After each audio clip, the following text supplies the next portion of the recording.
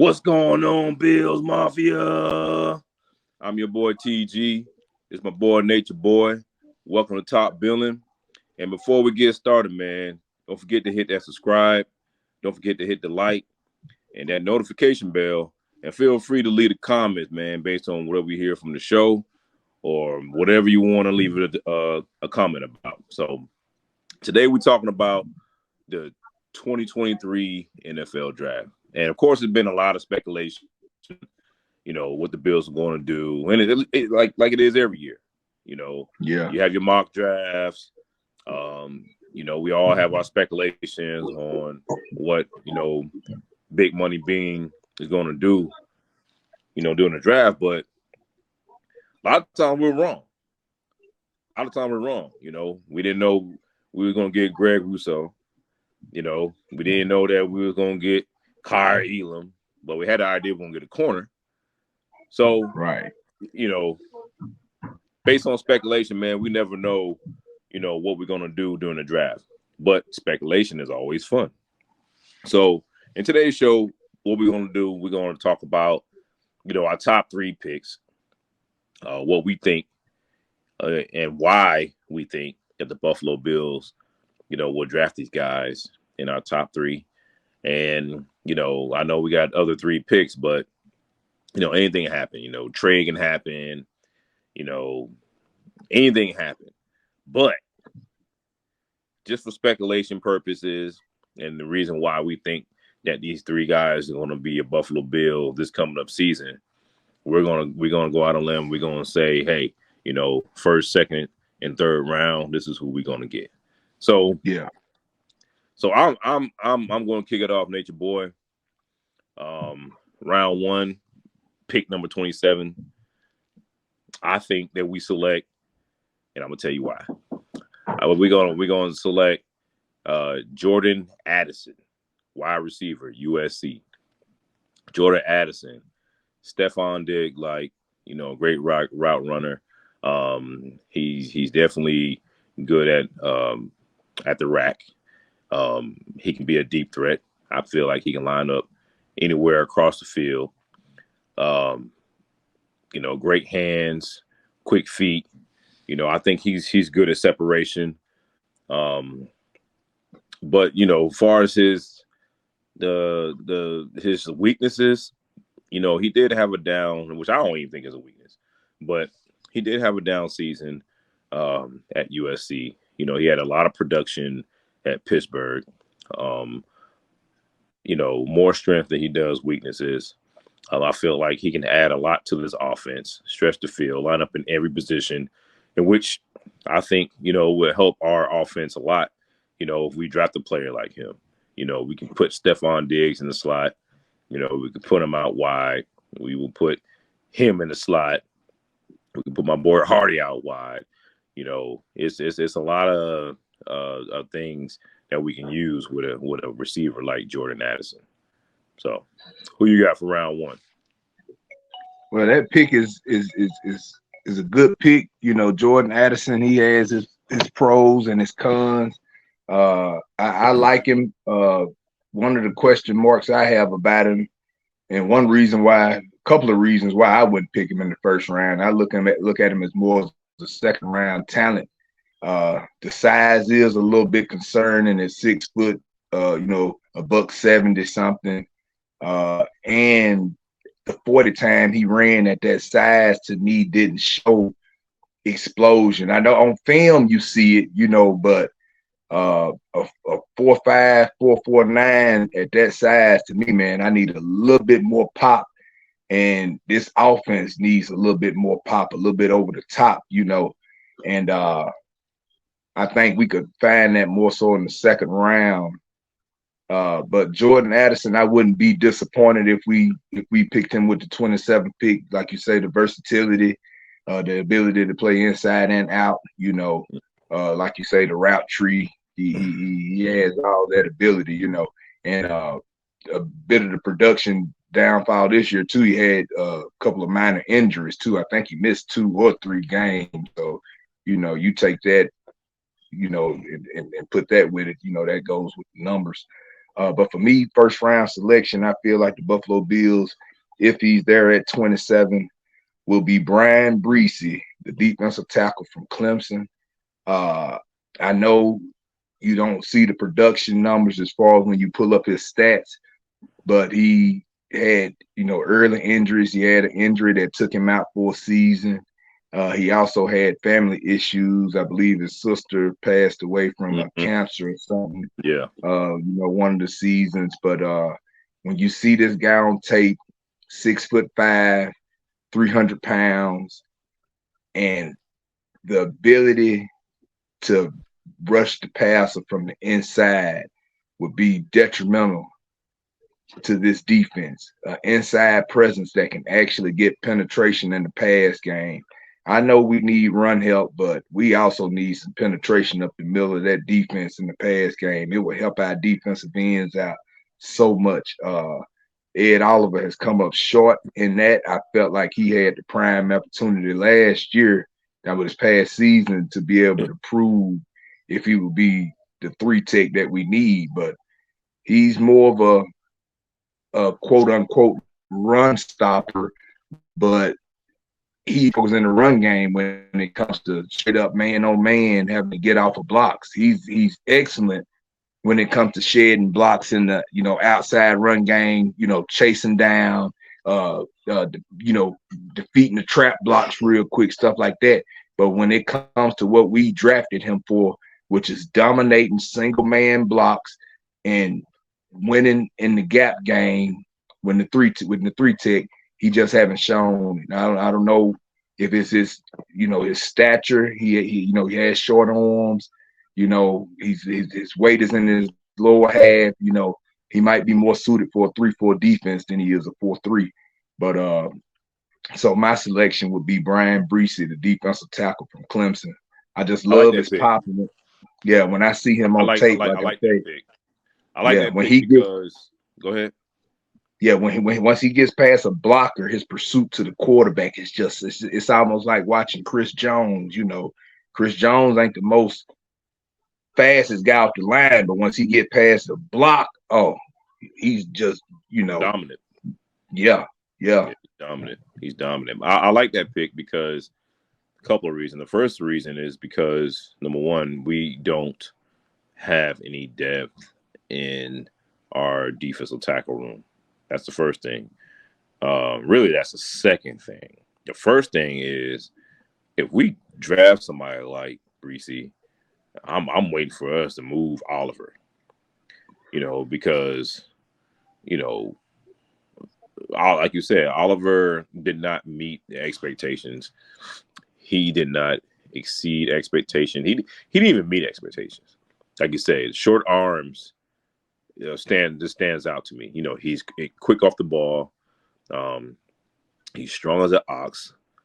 Never mind him being undersized because of those two attributes, but he gets no extension. And him having short arms does matter. For you to get separation with the blocker, we playing defensive line, especially in this league, it matters. Yeah. So especially during the pass rush, you have no pass rush move besides, beating a man with a rip or bull rushing your guy when you have short arms. So right. Breesy definitely brings a different dimension, like you say, 6'5", longer arms, and he can definitely win his one-on-ones going against a single block. So I gotta say, man, we draft somebody like that, I'm definitely waiting for us to move Ed Oliver to and a 5th round pick to Arizona so we can get D-Hop. And if that happens, us getting a receiver won't happen. especially in the first 3 rounds of the draft. No, so it really won't. It really would. Yeah, bro. So I like that pick. Good point about Addison as well. He is a 2nd round talent. I just think, pick 27 is to me is almost like a high 2nd round pick. But knowing that we got somebody for the next 5 years, dealing with aging Stephon. And even though Hmm. he's, he does have, his size issue, Stephon is what, 6'1", 190 himself, you know. Yeah, yeah. Um, so, having somebody like, Addison, he's I like I said, run a route tree, and he can get better, you know. Oh yeah. So And don't let 40 times deceive you. I know I threw that 40 time in there, but it might look faster on film. oh, I never let that 40 time deceive me at all. That wasn't even an issue for me. Like I said, the guy you can run in and out your routes, um, and you can play faster on the field than your 40 time. That means more to me than just you looking good, during your workouts. Oh So yeah. all right, so let's go to round two. My second pick. Now, I don't think our linebacker is going to be there. All be the same if we stay in the same spot. Right. I'm gonna go with linebacker Drew Sanders from Arkansas. In a round two. 6'5", rangy linebacker. He can cover. Clearly, he can blitz. And the reason why I like Drew Sanders so much is because, he's a former defensive lineman. And when you play the position of defensive line, you have to utilize your hands and extend. For him being put back in the linebacker position, he was successful because he know how to utilize his hands. Great speed. He does have great instincts. Now, I ain't going to say great instincts. He does have good instincts. He has great pursuit to the ball. He's good in coverage. He's obviously good at pass rush because, clearly that was his older position. Man, that 9 sacks stands out for me, especially coming from the middle linebacker position. He's always around the ball. But yeah, I mean, those are really, really strong, attributes for me. The biggest thing for me, again, getting off your blocks, knowing how to get off your blocks. Something Tremaine Edmonds took 5 years to do and still just couldn't do it well. So you got somebody, again, know how to get off blocks, know how to get there, sniffs out the ball very well. A couple things that stand out as far as con-wise. You hear it all throughout any podcast or any type of speculation. His missed tackle rate is very high. Which is fixable. You know what I'm saying? It's very fixable. We're a team, especially because he's not playing tentative. He's not scared to tackle. I believe his aggression and over pursuing is what causes him to miss his tackles. Right. It's not the inability to tackle. Some guys are so jacked up on the Kool-Aid, that they get to overrunning and over pursuing plays, and they tend to miss a lot of tackles like that. But we see when Drew Sanders wraps up, he wraps up. Yeah. He plays with a lot more strength at the point of contact than what Tremaine Edmonds did, especially for them to have the same type of build and structure. He plays with a lot more strength at the point of contact than Edmonds. Yeah, I agree. And that's the really biggest thing that really stand out, man, is, the missed tackle percentage rate, is up there. But to me, that's not a problem, man. He's, to me, what I've seen on film, he's a first round talent, but that inexperience for that 1 year knocks him down lower than the first round. So I think that even though we just signed AJ Klein, I still think that we want to get another linebacker, and I think Drew Sanders is our guy. Yeah, AJ Klein is just a depth piece, but that's an awesome pick. I also selected Drew Sanders, but I see us having to trade up to get him. I believe we will trade up a few spots to be able to get him, depending on how the board falls. Now, if linebacker start flying off the board, Simpson and the guy from Iowa, if they start flying off the board, we might, that's when I feel like we'll move up to get him. That late in the second round, we would probably have to move up to get Drew Sanders. So that's also who I had for my second round selection. His length, his ability to, like you say, get off of blocks, to be able to blitz on third downs. I believe if we draft a linebacker like him per se, that he would take over more the role of what Matt Milano was, and Matt Milano would be more that cover linebacker, which he already is. But I believe we would have Drew Sanders doing more the blitzing, where Milano was our best blitzer and best cover linebacker in that defense. But the thing is though, sorry, I didn't mean to cut you off. But the thing is you can utilize both of them, and you can disguise the defense to where you not only just utilize Milano as a blitzer, you can utilize both of them as blitzers.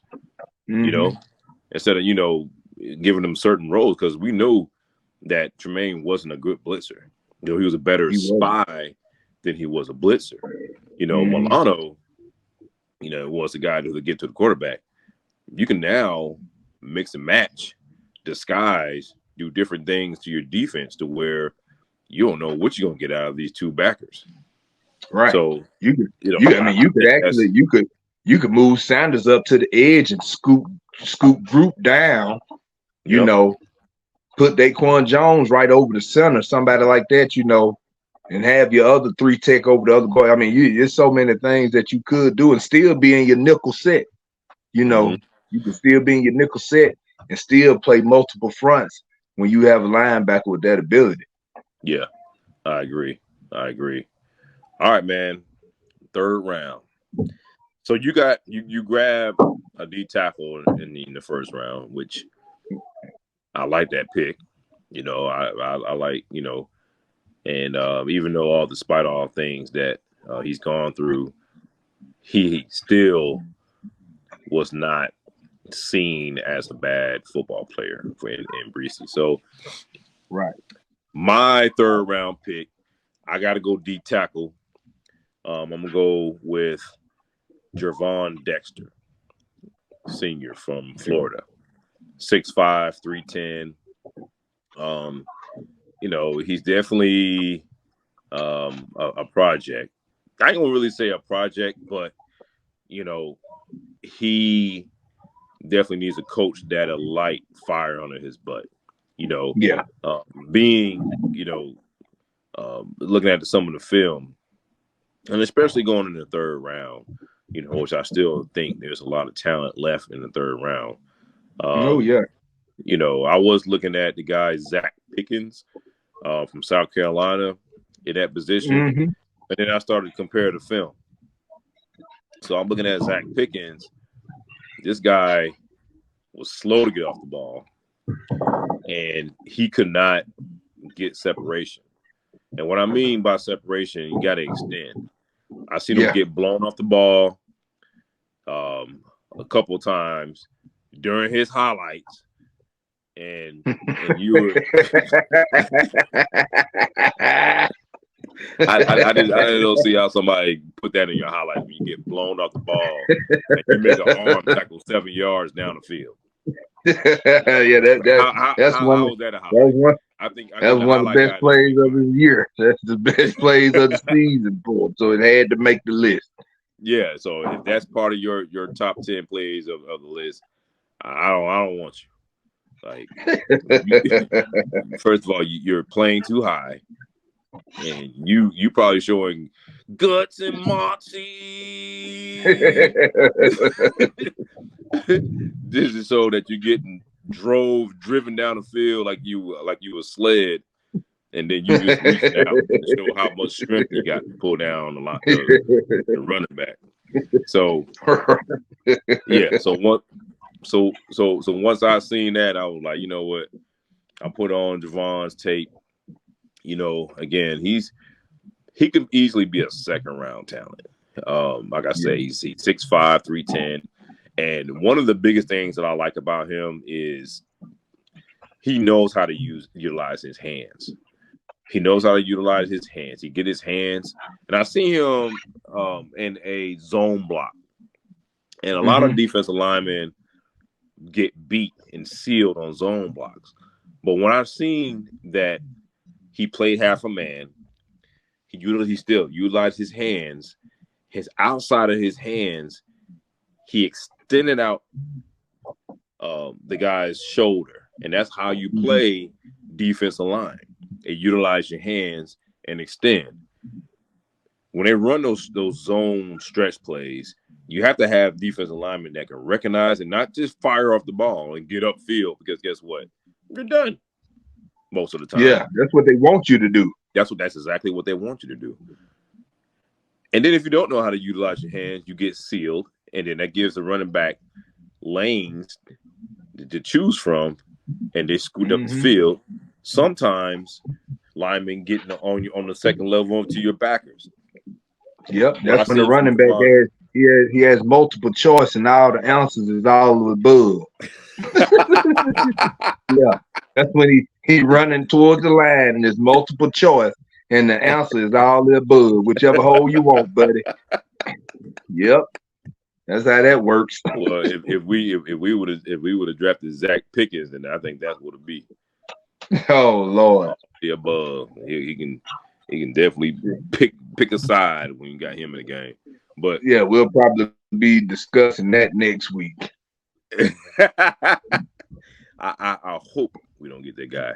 But looking at Javon Dexter, man, you know, he was part of his cons were, you know, take plays off or not giving his all. But like I say, coaching is everything. Get this guy a good coach, you know, stay consistent. You know, he already has the technique. I like it. Utilize your hands stand out to me. He knows how to bully the line of scrimmage. He knows how to, what you talked about in Breesy, knows how to win his one-on-ones. Extension, hand placement is very important when you play defensive line. He knows how to utilize his hands in pass rush. Great recognition. Sometimes he's a little slow getting off the ball. And I think that's what they were talking about with him probably taking plays off. But as a third-round defensive tackle, you can clean that up, you know, and you can definitely get him in there. Great run stopper. He can definitely plug up the holes, but also can make some plays behind the line of scrimmage. So that's my third pick, and Mr. Javon Dexter from the Florida Gators.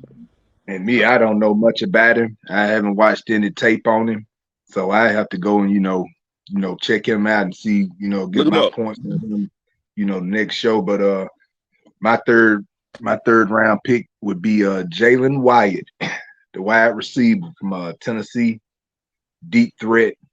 I watched a lot of Tennessee ball last year. Come on. You think he'll be there? Honestly, I don't know, man. Yeah, I don't. I really don't, you know, but I know as far as in the PPF in their top 100, they have him 77. You know what I'm saying? That's pretty late. Okay. So I mean, Jalen Hyatt or Rashee Rice, the wide receiver from SMU. Okay. I like Rashee Rice. Yeah, he wins that 50-50 ball. That's what I like about him. He's a physical wide receiver. Talking about Rice, but I would prefer Jalen Hyatt, man. I just watch this guy make play after play after play. And when they played Alabama, man, he came up clutch so many times, and he don't drop the ball. You know, when he makes the deep catch, he makes the catch. You know, yeah. You don't see him, you know, hit the ground and the ball squirt out of it, move around and all that. And it was just a lot of times where he was just leaving the corners. I know he ran just a 4.4 flat, but I believe that 4.4 flat is almost a 4.29 on the field, man. When you watch him against SEC corners, this past season, and they didn't stand a chance. And it's just almost like it was almost like watching Big 12 football. It's just like Yeah. they was running down the field, and Hendon Hooker would just put it up, and them receivers for Tennessee would run right up under it. Man, I mean, it was nice to watch. I know his route tree isn't as expanded as you would want it to be, but I feel like what we need in this offense right now is somebody that can get over the top. We don't need another receiver that can run the route tree like Steph Diggs, because I believe Gabe Davis runs the route tree well enough. We've seen him play on the inside. He had a better catch rate when he played on the inside those first 2 years instead of lining up on the outside every play like he did last season. Every play he was lined up on the outside the numbers. You know what I'm saying? If we can use Gabe Davis in a more versatile role instead of just outside the numbers out there, we have receivers that I feel like are capable of being that on the inside. When you got Khalil Shakur and the guy we got from Miami, he played a lot in the slot last year, Sherfield. These guys, they have the ability to do this. Even Hardy, he has the ability to play in the slot, and he's a deep threat, but he also a guy that you can get it to him short, and he do his thing short and get racked. You know what I'm saying? So I feel like we need a guy that we can line up on outside the numbers and can beat the defense and stretch the defense deep, especially where the safeties have to worry about him. But if we could land the Jalen Hyde, man, it would help. It would help Josh Allen out a whole lot. But don't you think that's a one-trick pony? It all depends. I mean, it all depends. I mean, I've seen him run more than that. I mean, you can still hit him with screens and work things in, but he's not going to be your main target anyway. He's not somebody you expecting 50 catches from. But looking at, okay, so let's talk about this real quick. So you have somebody like him who's a one-trick pony. You got to think it's an NFL, man. So this guy is not going to really be a threat to you. You know what I'm saying? So we already know how to D you up. You know what I'm saying? In a sense, because this is the thing. You can't play him one-on-one. If you think that you can, especially if you're a man-to-man coverage, play him one-on-one without somebody over the top of a deep threat like that, that alone is taking somebody else out of the defense, because you have to work. You can't let him run on his own. You see what I'm saying? It's almost like your Valdez Scantling, your DJ Charks. These guys these ain't guys that's running the route tree in the, but when it come to stretching the field and you leave them one-on-one and you do it that one, you gonna pay for it. You know what I'm saying? That's the threat that I'm talking about right there. When you do decide that, okay, we got the double Diggs, we got the double Davis, because they eat.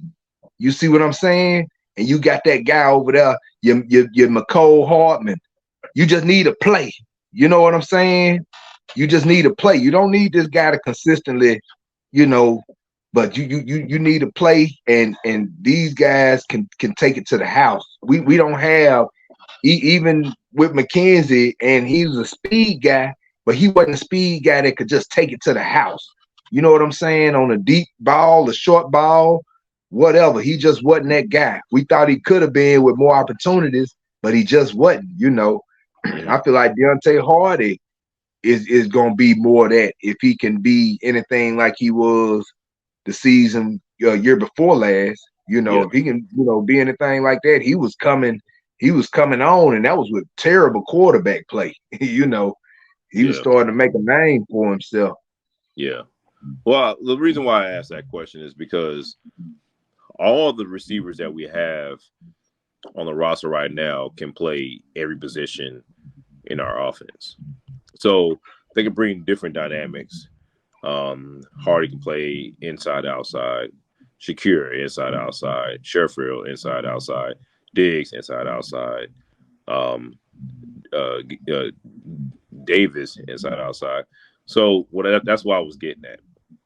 So when you add that dynamic, which I hope that Dorsey really pays attention to and know how to utilize his talent, these guys would be a nightmare. Like you can put anywhere, anybody, in any position.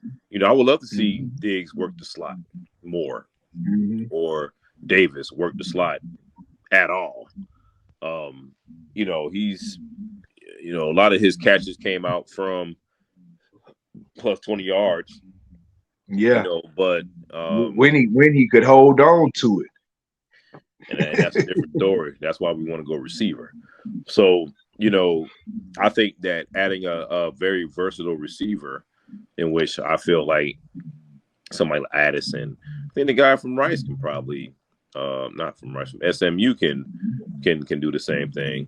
But adding that versatility, imagine we get somebody like Zay Flowers, but I don't think he'll be there. But adding that type of versatility. That's why I didn't say his name. I want to say Zay Flowers so bad. He's a dog. Yeah, he's a dog. But that's what I'm saying. Like, these guys can work. That's why it's important to run you want to get somebody that can run an effective route tree, because you can line them out in every position. And in any position, you don't know where these guys are going to line up. You get in a huddle, defensive coordinator is going to call the play because based on personnel. Defense don't know where these guys are going to come. They can line up anywhere. But when you have somebody like Hyatt, which I don't think he can work the slot, we already know this guy's going to be outside. So, therefore, we already know how to game plan against somebody like that. But when you got somebody that can do both in outside and inside effectively, you don't know what you're going to get. You just got to make sure you prepare. You know what I'm saying? For what is about to come. Because, like I said, you can put the Diggs inside. You can put Hardy outside. You can put Gabe inside or outside. Like, Ken Dorsey has to make these calls and put these players in position to where they can be explosive. But that's remaining to be seen. That's a different show. But having a receiver that can do both, like Shakir can do the same thing. You see what he did in Boise, but he can work the outside as well. So drafting somebody like that can run an effective route tree and can work inside or outside, man, that'll bring a different dynamic to our offense. I understand that, but that's a dynamic that we already have. I look at Kansas City and Valdez-Scantling. You know what you're gonna get out of Valdez-Scantling. What does he do outside of the deep ball? He's not somebody. I mean, they might run him every now and then on a dig or a curl or something like that, because he's running defenders off because they think he's going deep. But you can do the same thing with Jalen White. But that's what he's on the field for.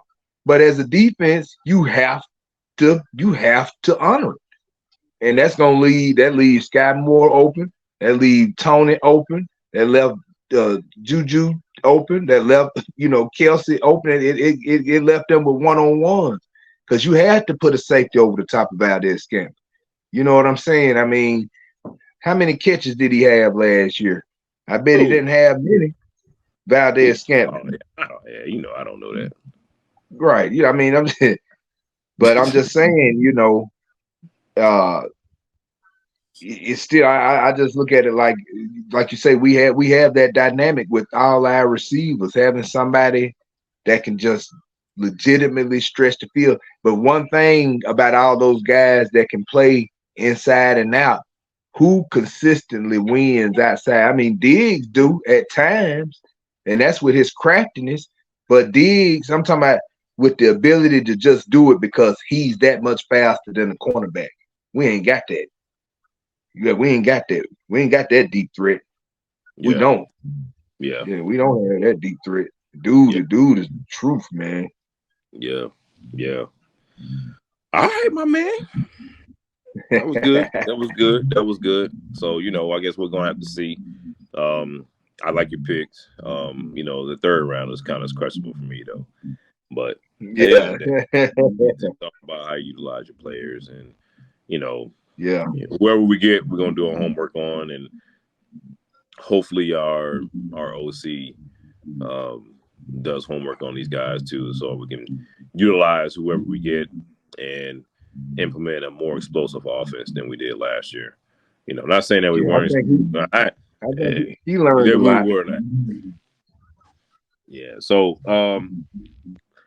good show, my brother. Good show. You know, we're gonna kick it back. We're gonna wait till see what happens in the draft. You know, no more speculation. We're going to see what Brandon Beane does and in our leadership team, and we're gonna get back and we're gonna see what they do the first few rounds, and we're gonna get back on the show and we're gonna talk about it. You know, all right, man.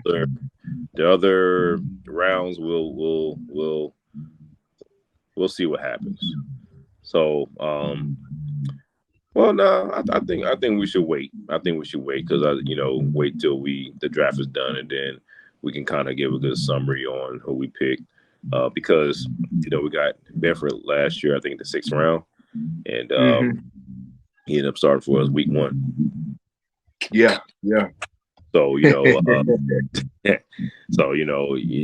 don't matter, until then. Look at Purdy.